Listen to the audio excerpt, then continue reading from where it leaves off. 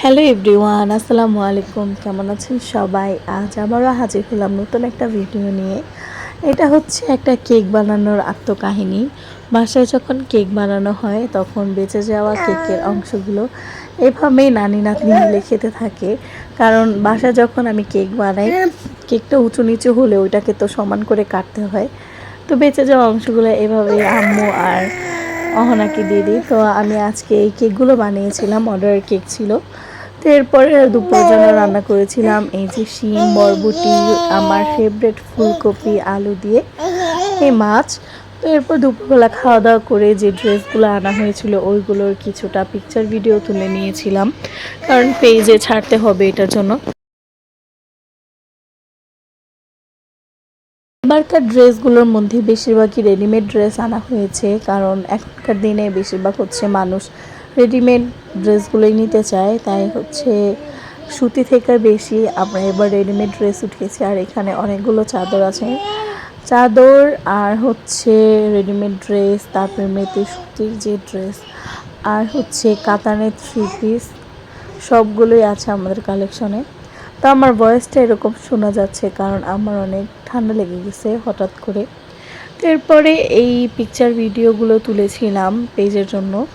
তারপর হচ্ছে যেহেতু ননাসের বাসায় যাব, এটার জন্য কয়েকটা চিতই পিঠা বানাচ্ছিলাম। ইচ্ছে ছিল ওই বাসায় নিয়ে যাব এটার জন্য। তো বানানোর পরে হঠাৎ করে রিতান্টি, নানি সবাই আমাদের বাসায় চলে আসে, নানিকে নিয়ে হসপিটাল যাবে এটার জন্য। তো এই যে এই পিঠাগুলো আমি বানিয়েছিলাম, এখান থেকে আমরা খেয়েছি আর আপাদের জন্য নিয়ে গিয়েছিলাম। শীত শুরু হওয়ার আগে কিন্তু আমাদের বাসায় পিঠা বানানো শুরু হয়ে গিয়েছে, শীত শীত আমেজ এসে পড়েছে। আর আমার কাছে এই চিতই পিঠাগুলো বানাতে অনেক ভালো লাগে। আলহামদুলিল্লাহ আমার পিঠাগুলো পারফেক্টলি হয়। তো আমি এই পিঠার সাথে বানিয়েছিলাম ভর্তা। ইচ্ছা ছিল 2-3 রকমের ভর্তা বানাবো, কিন্তু রাত হয়ে যাচ্ছিল। আর অহনা যেহেতু ছোটো, ওকে নিয়ে তো আর এত কিছু করা যায় না। তো এই যে আমি আপনাদের বাসায় চলে আসছি, এখানে তামিম আর তায়েফ আছে, ওরা পিঠা খাচ্ছিল।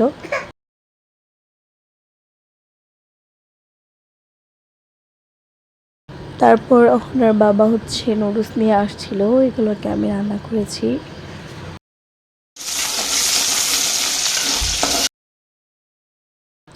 তারপর সবাই মিলে নুডলস খেয়েছিলাম, নুডলসটা মজা হয়েছিল।